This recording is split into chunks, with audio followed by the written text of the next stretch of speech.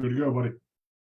All right, we got a live meeting rolling along here. Hello, everybody. Welcome to another Tuesday night here at Pixel Pro Displays. We do this every Tuesday. If it's not a webinar, like it's an official webinar tonight, it is typically our open mic night. So if you have questions related to the hobby, you're trying to put something together, you're trying to figure out what you want to do, you're welcome to join us every Tuesday here. We do an open Q&A session every Tuesday, but twice a month we do a webinar before we do the open Q&A, and that is tonight. So the first thing that I want to do is I want to go over, I have like two announcements that I want to give out.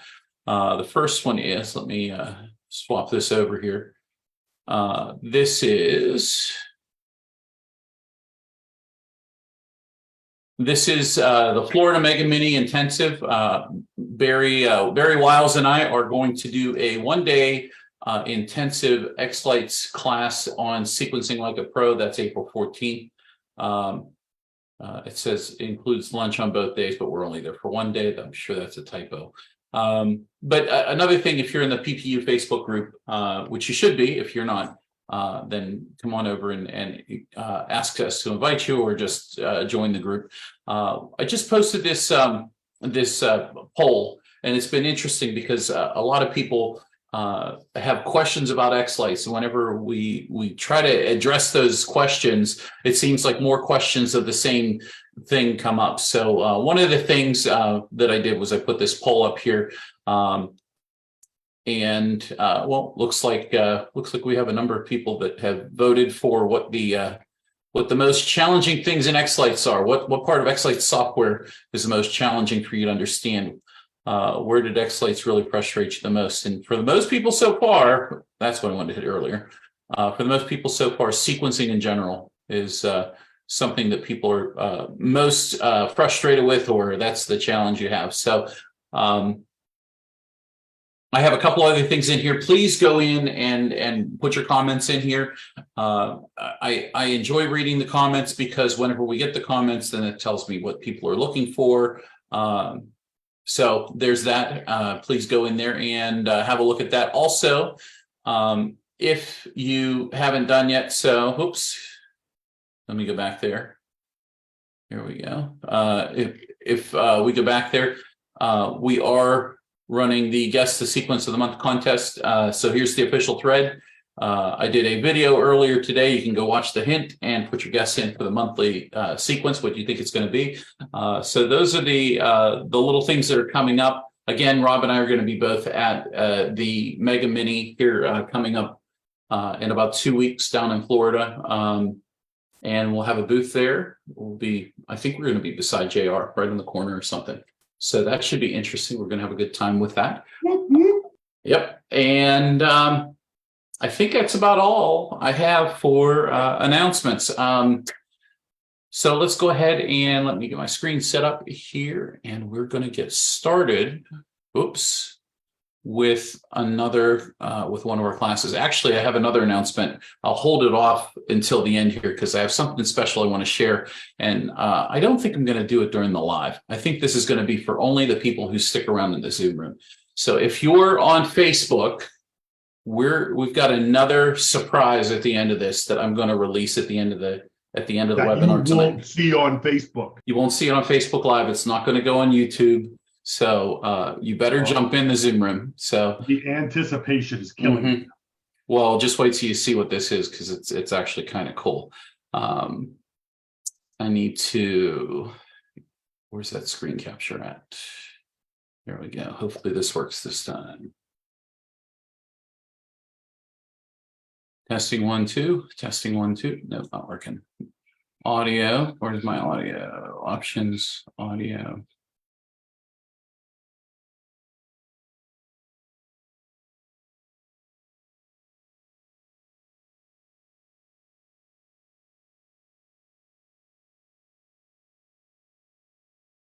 All right, let's see if it works this time. Yep, there it is. There, it's working. Okay, so what we're going to go ahead and do, let me share my screen again. And, wrong screen.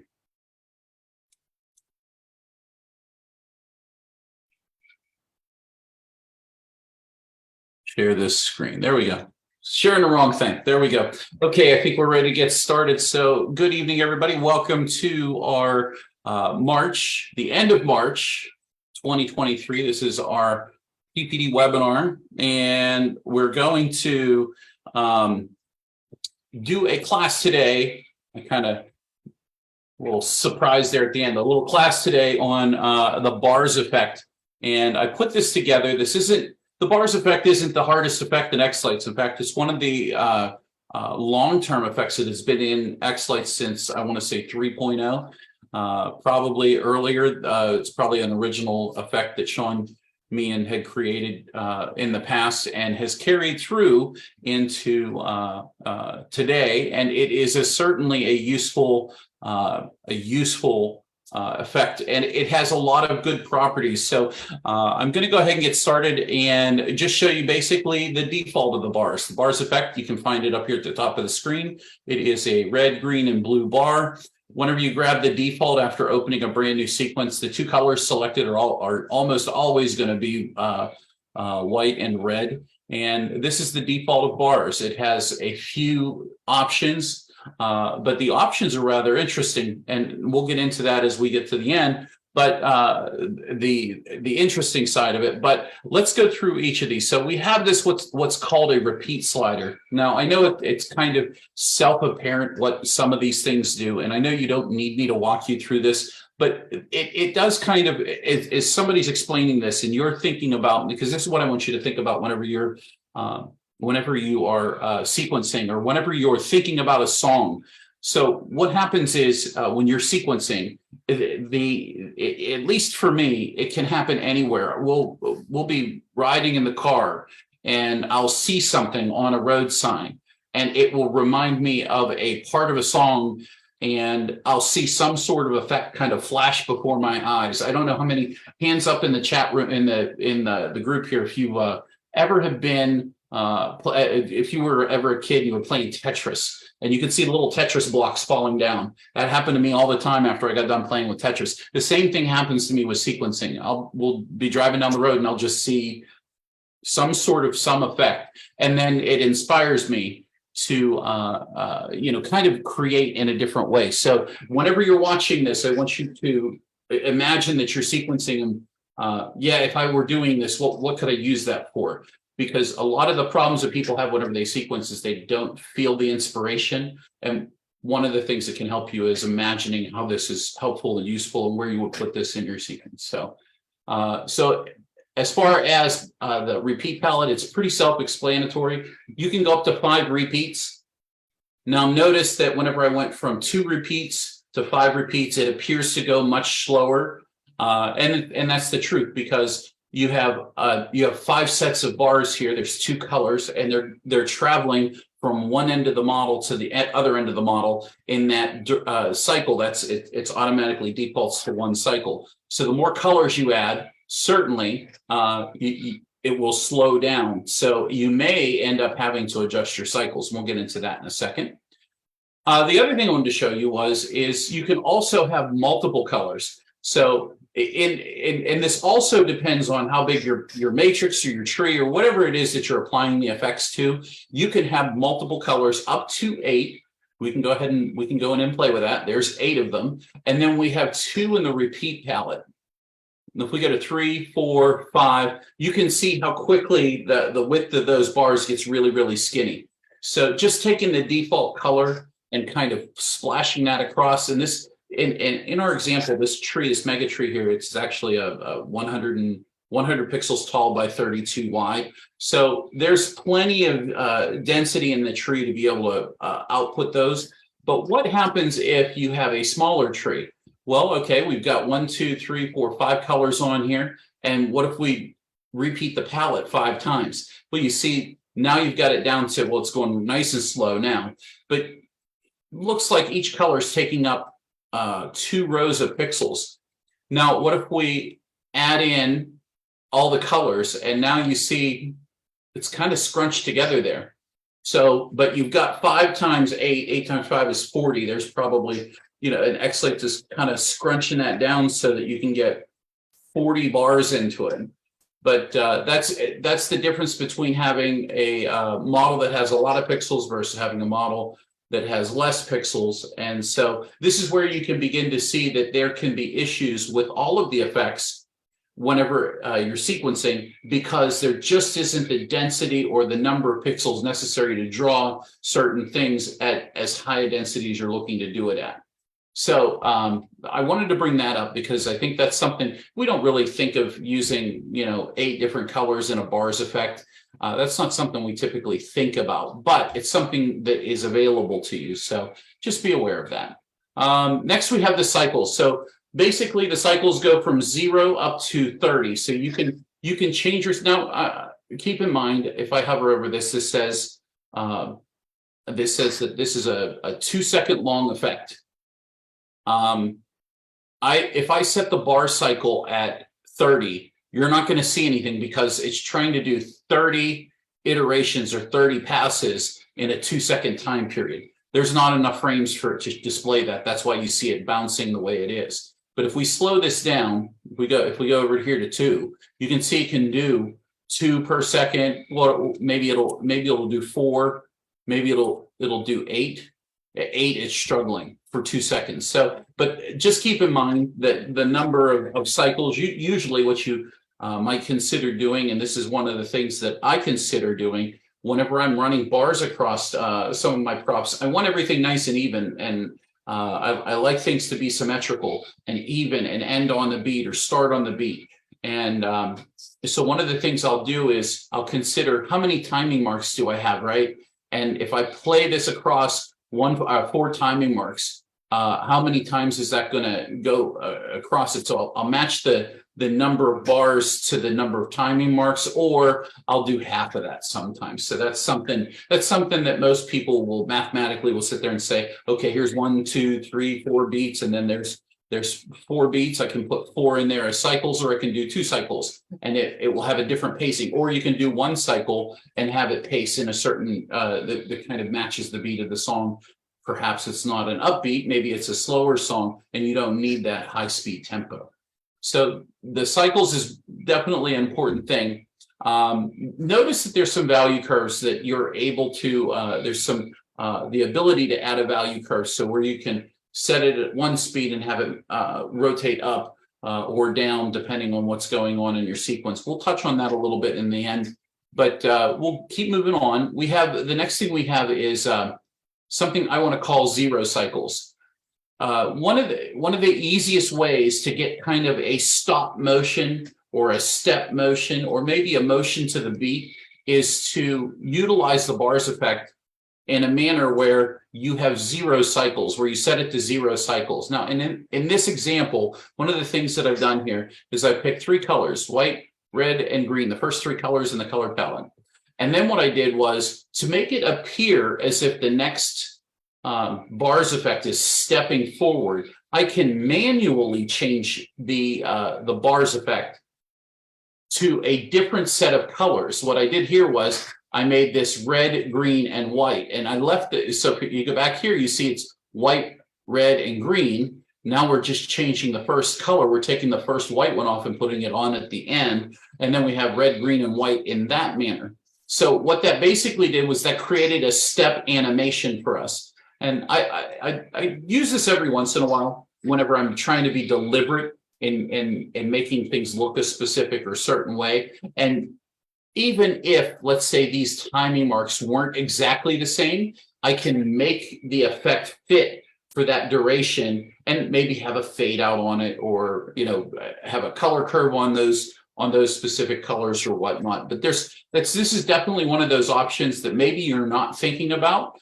There's other effects that do something similar to this as well. I don't want to mix the hairs right now, but I just want to get the point across that you can go in here and you can add the colors in and manually change those colors, copy and paste the effect, and move the colors on down the line. So in this instance, we have green, white, and red. So I'm basically duplicating the exact pattern of the colors. I'm just moving the first one and changing what the first color is. So that's how xLights will build the bars effect. It'll look at the first one and it'll put it, let's say, on the top here because we're going up. And then the next one is the white, and then the next one is the red. So you have green, white, and red, and that's because that's the color order you selected them in. So once I got those three, yes? How do you put, you've already inserted a white in there after the, are you doing this all along the color line there? So I'll show you what I did. So if you see this here, you can see that to change the color, you just double click or click on the color palette, and you can come up here and select the basic color that you want. Unfortunately, if you're colorblind, it doesn't tell you what color. So forgive them because they can't get everything into xLights, but they can try. But you can see here, here's white. You select white, and you can automatically fill that in with white. You know, this one's going to be red. You can click on that one there and select the red and pull that in. Another thing that you can do is you can, you don't have to select the color. If you have your view windows and you have the color dropper activated, that's this thing right here, you can come up here and grab whatever color it is that you like and fill them in and drop them exactly where you want. If you have color curves, you can use those as well. I have a pretty long list of different colors that I could fill in at any time. So this is how I typically tend to get to my colors quickly whenever I'm sequencing, without having to come up here and search through my big long list of them. Does that answer the question? It does. All right, good deal. So with that being said, you can see that this is nothing more than a step animation of the bars going up the tree. You can do kind of neat stuff. You can select all these. You can do a drop down here. Drop down, let's say a 0.25 fade out, right click, bulk edit, click OK. And this is fade on the out transition. You can see here how this could be, how they're fading all out. Just something for you to consider how you can utilize this in your sequencing. You could also come in here and kind of shorten them. You could select them all, and you could take that shorter one, hold the shift key down, and then click on the short one or the one that you want to match. You can do alignment, match duration, and do this all the time. So here you have fade out, and now they're stepping and fading out, and there's a definite off period that even though it's like, you know what, a couple frames right there, you know, 1 or 2 frames that it's off for, you can definitely see the off part of it. So that's something just that you can play with a little bit more into mixing some of the other things that you're doing with whatever you're trying to sequence. So then the next section that we'll get into is the direction. Now the direction drop down box, by default, the up is the direction of the bars effect. But there are a significant number of options. And what's nice about this is that you don't have to use the transformation tab for the bars. You can use the direction. Now, does it matter if you use the transformation from the layer setting? Because you can do rotate 90, rotate 90, rotate 180, flip vertical, flip horizontal. You have kind of the same options, but there's a couple differences. So we'll go through them. Obviously, you have the up, you have the down, so you can go. If you're sequencing and you go up and then you come back down, and maybe you want this to be a little bit more of a fluid movement. What you could consider doing is just taking that color again and changing that direction of it. And if we put the off effect here underneath, and we'll just run it as one effect. See, so it's going up, up, and then back down, down. So it's almost like it's bouncing. And so there's the bars effect that's making it look like it's bouncing. So something relatively simple that maybe you could find some use for. Next, you have the compress. So this obviously shows it compressing. You have expansion. And now this is a vertical expansion. This is a vertical compression. You have the basic, let's see, left, right here. There's left, and then there's right. Again, anybody can figure out how the directions and figuring out, you know, what direction you want things to move in. But obviously you have a left and right or horizontal expand and a horizontal compress. And so those are definitely helpful and useful for doing different things. Again, you could do the same thing with that bounce. You could expand and then contract. And you could make the second one into, let's say, this white here, that, and put the off effect under it. So now it'll look like they're bouncing back and forth. Out, out, in, out, out, in. And let's see. Next we have the alternate up. There's a couple of these. I didn't get a chance to fill in these, but this is the alternate up. Now, what is alternate? This tells you how many times you want it to alternate in the up direction. We have it set to do it 5 in this instance. If we set this to 1, this is going to alternate it up in the up direction 1 time. So it'll go through the cycle for this duration. And what this kind of will mimic is this kind of thing over here. If we go back to this manual step where we're, let me go ahead and fix this again. Oh, click on that, alignment, match duration, and let's get rid of the fade out. So there's your stepping animation right there. It's the exact same thing if you took these 3 away or these 4 away. Let's just do the bars here. And we did our alternate up. This here would be the same thing as doing this here. But obviously I have 2 palette repeats in there as opposed to 1. There we go.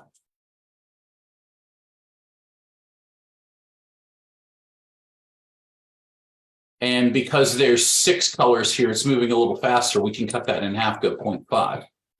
So now if we hold down here, it looks rather similar to what the rest of them are doing. So it's 2 different ways basically to do the exact same thing. This is manual, and if your timing marks aren't exactly perfect, in this instance, I'm using a 2000 millisecond timing or 2 second millitime, 2 seconds of 2 seconds of timing to create these effects. It's perfectly even, whereas some sequences, the timing might be slightly wider or a little bit less, where you're trying to hit certain beats along the way. So manually you can do it, or you can do it automatically. So those are the differences with whenever it comes to, oops, let me get out here. There we go.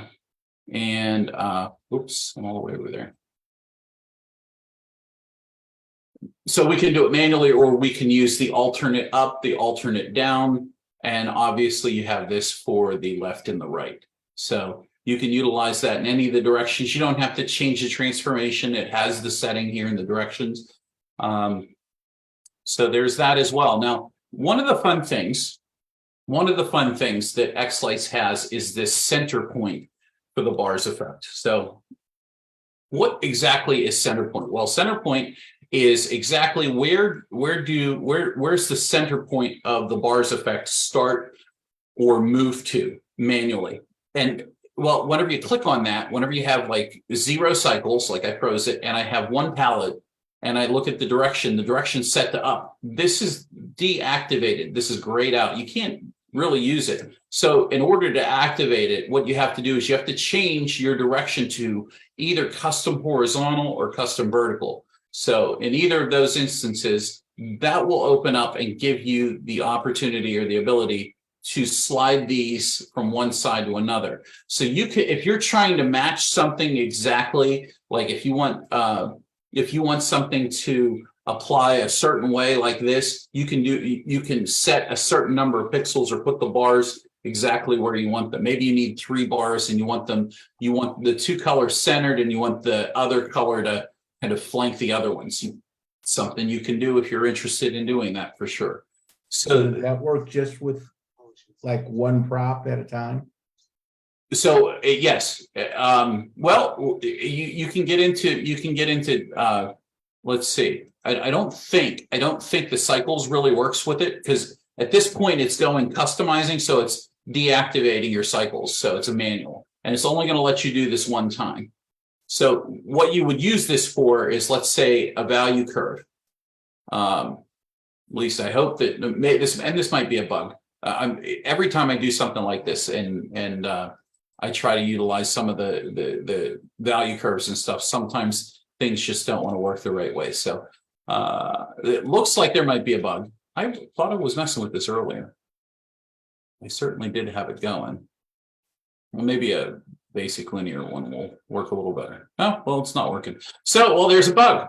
That's what happens. But this custom horizontal and custom vertical should be able to allow you to manually change these.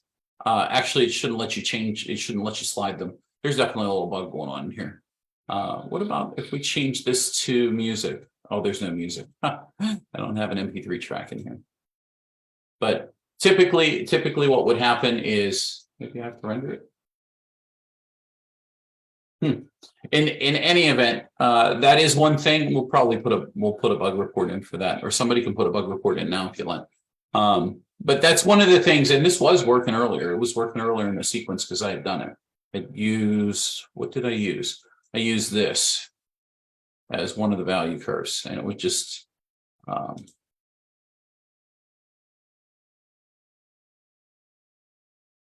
only had it once, and that was it. So no luck. But in any event, this is, you can set manually. If we take it off of there, you can set this manually, slide it back and forth, left and right, make it any custom section that you want. It should work with the value curves. Unfortunately, it's not working for me right now. So we'll just kind of roll right on. Next, we have the highlight checkbox. So these checkboxes are pretty self-explanatory. I don't really need to spend a lot of time on it, but it's a little bit of fun playing with them. Sometimes you want to highlight the first row of pixels at the bar that you're trying to.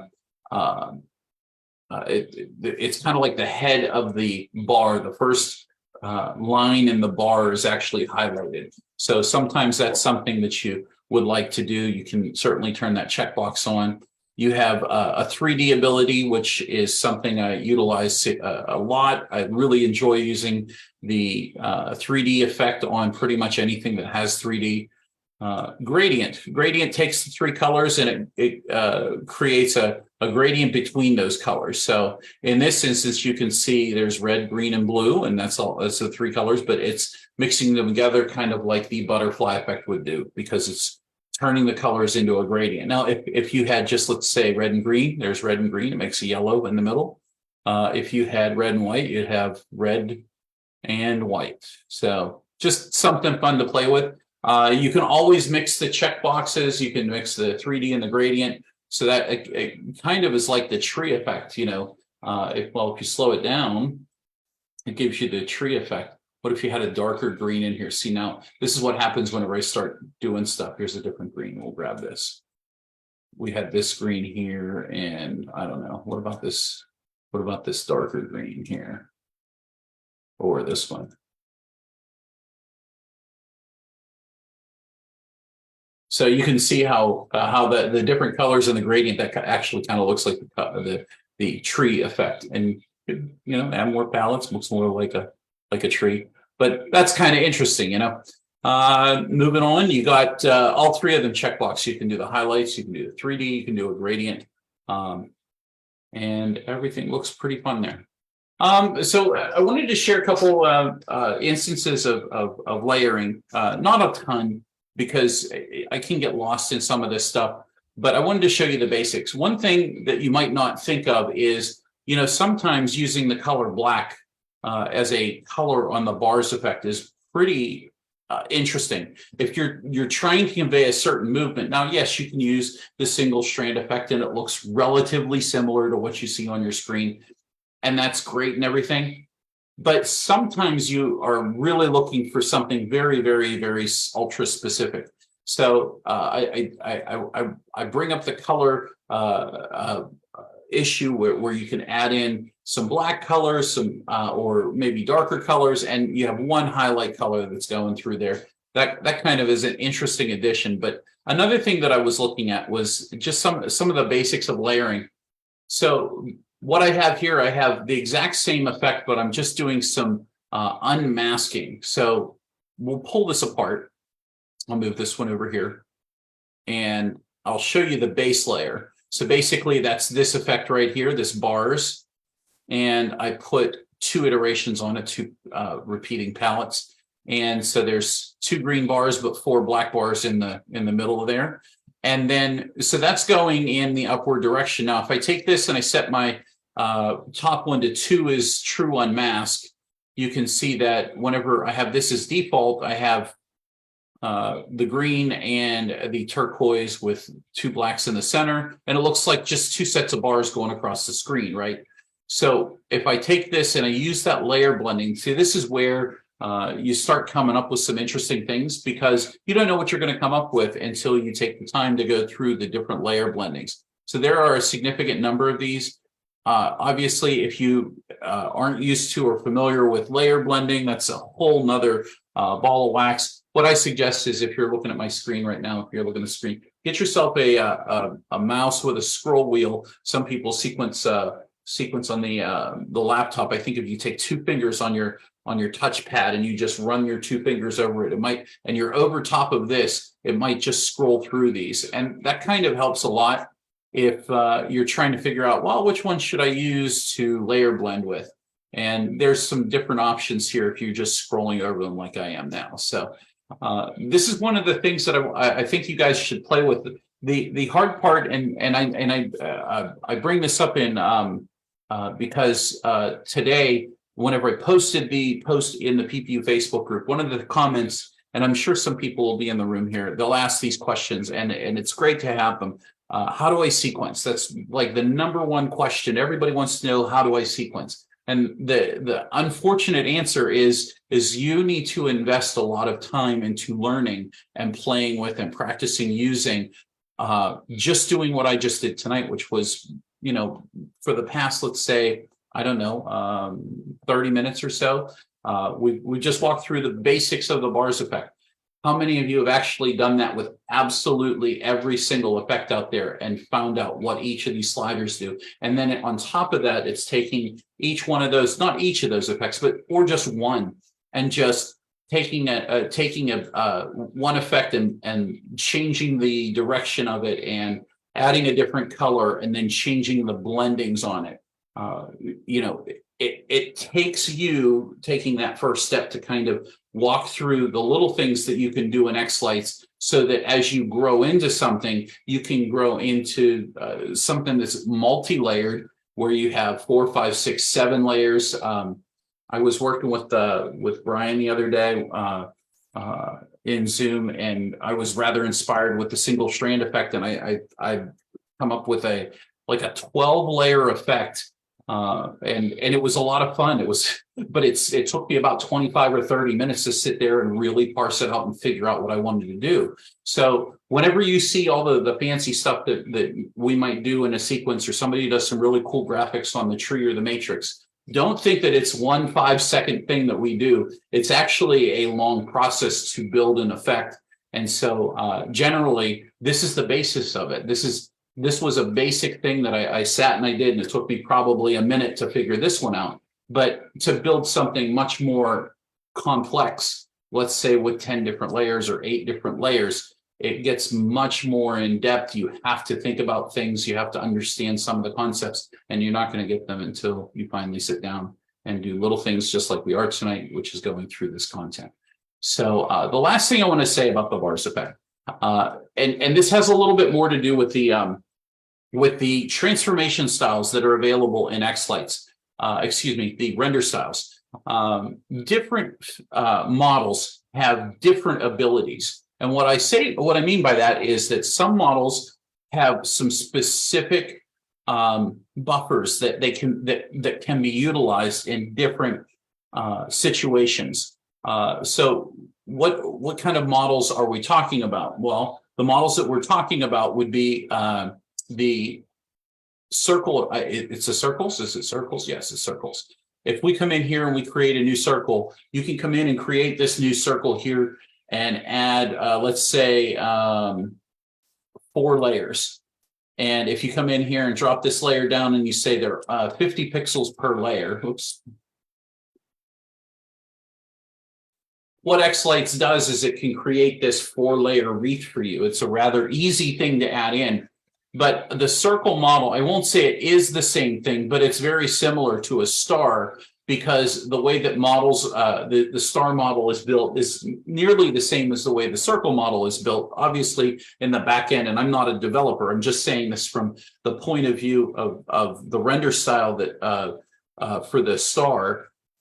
The star render style can also work on a layered circle. So if you have like the mother of all wreaths, or if you, I think the mesmerizer in its true form of the circle, I think it would work there as well. Models like that would do the exact same thing as you would see here that we're utilizing on the star. And this is called the layered star.